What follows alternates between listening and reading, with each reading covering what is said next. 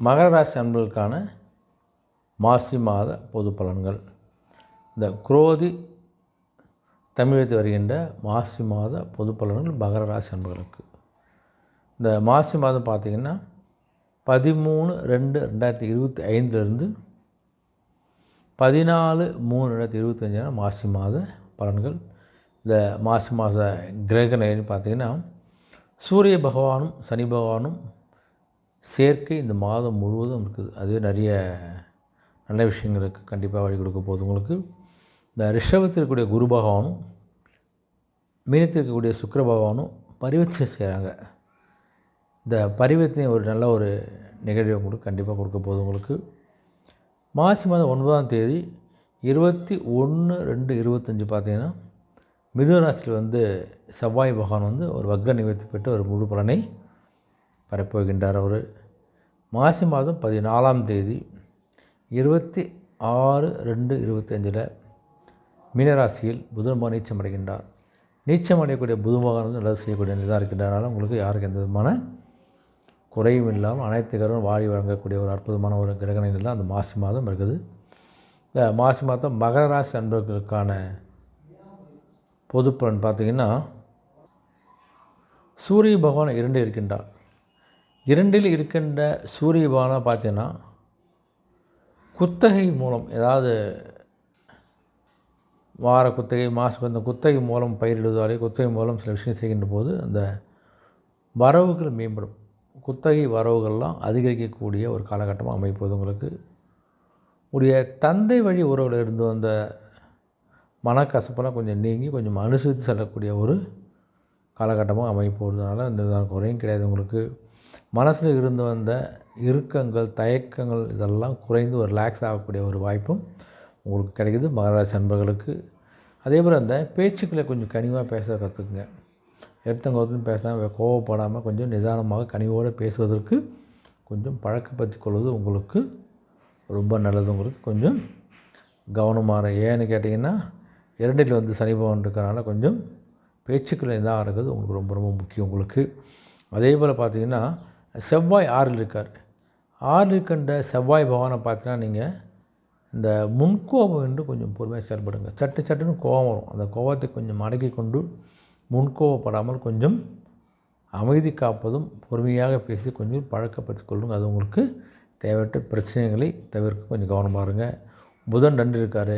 2 இருக்கின்ற புதனாக பார்த்தா உங்களுடைய வழக்கு சார்ந்த பணிகள்லாம் கொஞ்சம் நீங்கள் எதிர்பார்த்த முடிவுகளை கிடைக்கிற வாய்ப்பு உங்களுக்கு பிரகாசமாகுது உங்களுக்கு. அதே போல் உங்களுடைய குழந்தை வழியில் கொஞ்சம் ஒரு மகிழ்ச்சியான செய்திலாம் உங்களுக்கு கண்டிப்பாக கிடைக்க போகுது. கொஞ்சம் நல்ல மார்க் எடுக்கலாம், எழுத தேர்வில் வெற்றி பெற்றுக்கலாம், வேலைவாய்ப்புக்கான ஒரு வாய்ப்பை உருவாக்கலாம், கேம்பஸ் செலக்ட் ஆகும். நிறைய விஷயங்கள் பார்த்திங்கன்னா குழந்தை சார்ந்த விஷயங்கள் நல்ல ஒரு முன்னேற்றத்தையும் ஒரு மகிழ்ச்சியை கிடைக்கக்கூடிய காலகட்டம் அமைது உங்களுக்கு. மாசி மாதம் 14ஆம் தேதி பார்த்திங்கன்னா புதன் பகவான் 3க்கு போகின்றார்.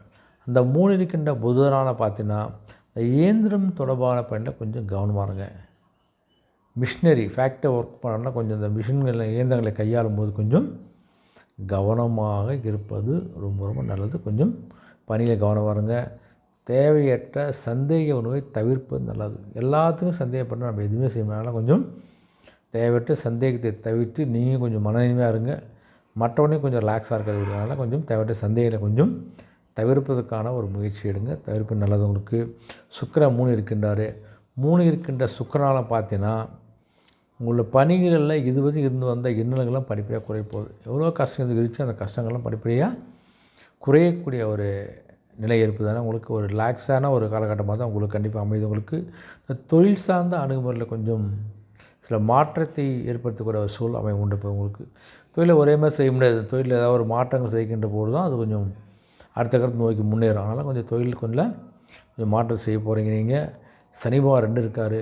2 இருக்கின்ற சனி பகவானை பார்த்தா உங்களுடைய பேச்சுக்களில் செயல்களில் கொஞ்சம் கவனமும் நிதானமும் கண்டிப்பாக வேண்டும். ஆனால் கொஞ்சம் கவனமாக பேசுவதற்கு பழக்கப்படுத்திக்கொள்ள இல்லை, அமைதியாக இருப்பதே சிறப்பு. அந்த இப்படி தேவையில்லாத பேச்சுக்களால் செயல்களில் உங்கள் மேலிருந்த நம்பிக்கைகளை மாறும். நம்பிக்கையை நீங்கள் இழக்க வேண்டியதாக இருக்கும். அதனால் பேச்சுக்களை கவனமாக இருங்க. ராகு பகவான் 3 இருக்கார். 3 இருக்கின்ற ராகு பகவானை பார்த்திங்கன்னா உங்களுக்கு கொஞ்சம் அனுபவம் மிக்க வேலையாட்கள்லாம் கொஞ்சம் உதவி பண்ணுவாங்க, சப்போர்ட் பண்ண ஆலோசனை கொடுப்பாங்க. அந்த உதவி செய்யக்கூடிய அந்த வேலையாட்களுடைய கைட்லைன்ஸு, அவங்களோட உதவியை, அவங்களுடைய ஆலோசனை உங்களுக்கு ஒரு நல்ல ஒரு பக்கபலமாக கண்டிப்பாக இருக்க போது. அவங்களுடைய ஆலோசனை கேட்டு நீங்கள் செய்யுங்க, தப்பு கிடையாது. கேது 3 இருக்கின்றார். கேது 9 இருக்கிறாரு.